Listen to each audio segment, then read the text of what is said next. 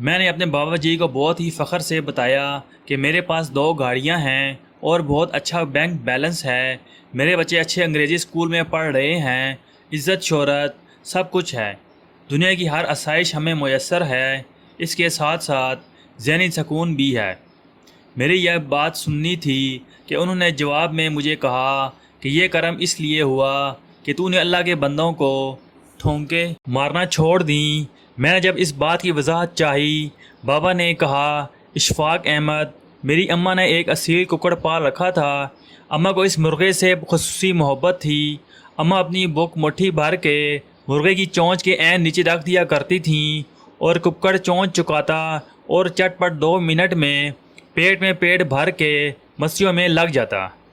میں روز یہ ماجرا دیکھا کرتا اور سوچتا کہ یہ ککڑ کتنا خوش نصیب ہے، کتنے آرام سے بنا محنت کیے اس کو اماں دانے ڈال دیتی ہیں۔ ایک روز میں سہن میں بیٹھا پڑھ رہا تھا، حسب معمول اماں آئیں اور دانوں کی بک بھری کہ مرغے کو رزق دے۔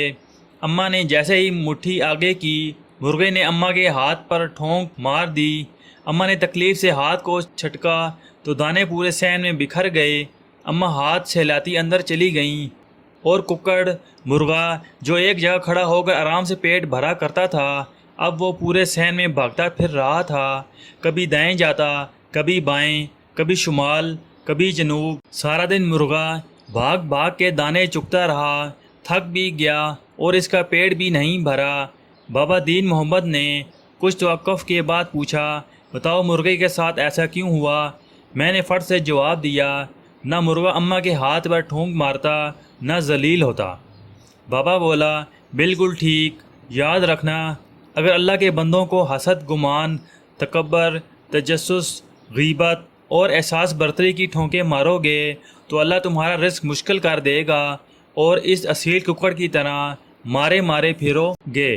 تو اللہ کے بندوں کو ٹھونکے مارنا چھوڑیں، رب نے تیرا رزق آسان کر دیا۔